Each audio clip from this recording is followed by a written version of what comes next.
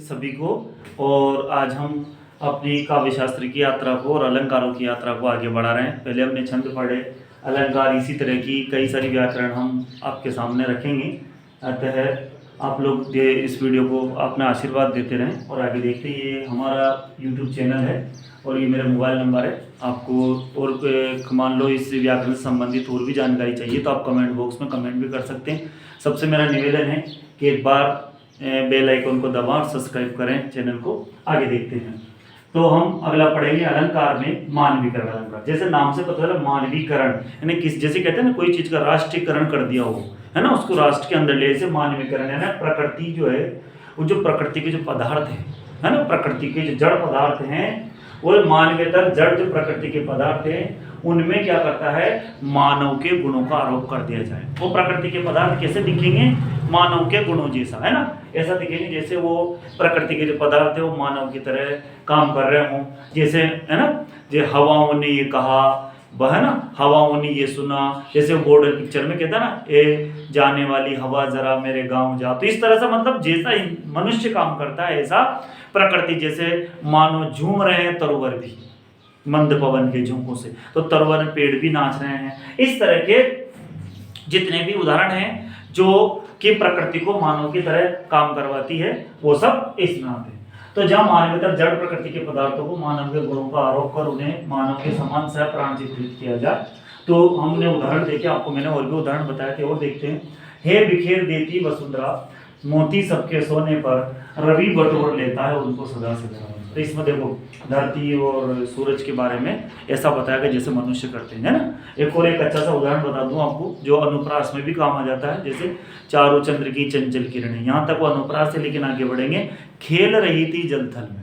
अब किरणें यदि खेल रही तो खेलने का काम मनुष्य करता है, तो मानव की मतलब प्रकृति के साथ संबंध स्थापित कर दिया जाए और प्रकृति में मानवीय सत्ता के गुण आरोप कर दिए जाए। जैसे प्रकृति मनुष्य काम करता है ऐसा प्रकृति कर रही, तो वहां पर मानवीकरण अलंकार हो। जैसे मेघमय आसमान से उतर रही है संध्या सुंदरी परिसी धीरे धीरे, है ना, संध्या सुंदरी परिसी धीरे धीरे, अर्थात मतलब शाम जो हो रही है वो शाम आ रही है तो ऐसा लग रहा है जैसे संध्या सुंदरी परी उतर रही है। ठीक है, आगे हम बढ़ते उपमा।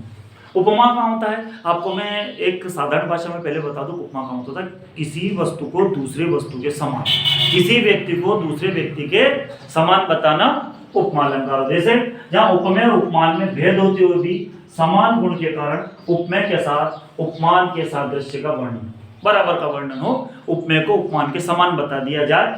जैसे हम कहते हैं चंदा जैसा रूप है तेरा, सोने जैसे बाल, तो चंद्रमा के जैसा किसी का रूप हो, किसी को किसी के समान बताया जाए, वहां पर उपमा अलंकार होता है। ठीक है, उपमा अलंकार के हमें बहुत ध्यान देने योग्य बात है, बहुत महत्वपूर्ण बात है कि उपमा के चार अंग होते हैं। पहला होता है उपमान, उपमेय, समान धर्म और वाचक शब्द, ये चार इसके अंग होते हैं। आपको ध्यान रखना है, परीक्षा में कई बार पूछा जाता है तो हम लोग केवल उदाहरण और परिभाषा याद कर लेते हैं, उसके बीच की वस्तुएं छोड़ देते हैं और आगे जाकर के समस्या उत्पन्न होती है। इसलिए अपने को एक एक चीज को, एक एक विषय वस्तु को ध्यान से देखना। और आपको जो भी इससे संबंधित जानकारी चाहिए आप मुझे कमेंट बॉक्स में लिख सकते हैं।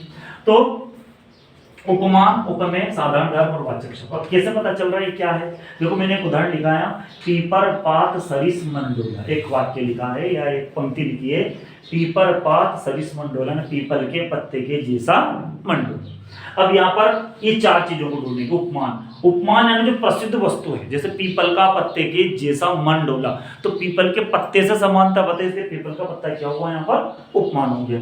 इसके बाद सरिस एक वाचक शब्द हुआ, के समान, कौन पीपल के पत्ते के समान कौन डोला, मन, तो मन उपमेय हो गया और डोला डोलना साधारण धर्म हो गया। जैसे कोयल सी तेरी बोली, तो कोयल उपमान हो गया, है ना, तेरी जिसके बारे में भी कहा वो उपमेय हो गया और सी शब्द जो आया वो वाचक शब्द हो गया, है ना, और बोलना जो है वह साधारण धर्म हो गया। आगे देखते हैं यहाँ पर उपमा के भेद भी होते हैं, इसके लिए आगे की जानकारी। लेकिन उपमा अलंकार के भेद जैसे पूर्णोपमा, लुप्तोपमा और मालोपमा, ये मैं आगे की वीडियो में और आपको और आगे डिटेल में समझाऊंगा ये तीनों क्या होते हैं और इन तीनों में क्या क्या अंतर होता है। हम उपमा के कुछ उदाहरण देख रहे हैं, जैसे हाय फूल सी कोमल बच्ची, हुई रात की ढेर, है ना, हाय फूल सी कोमल बच्ची, हुई राखिड़ कोयल सी तेरी बोली।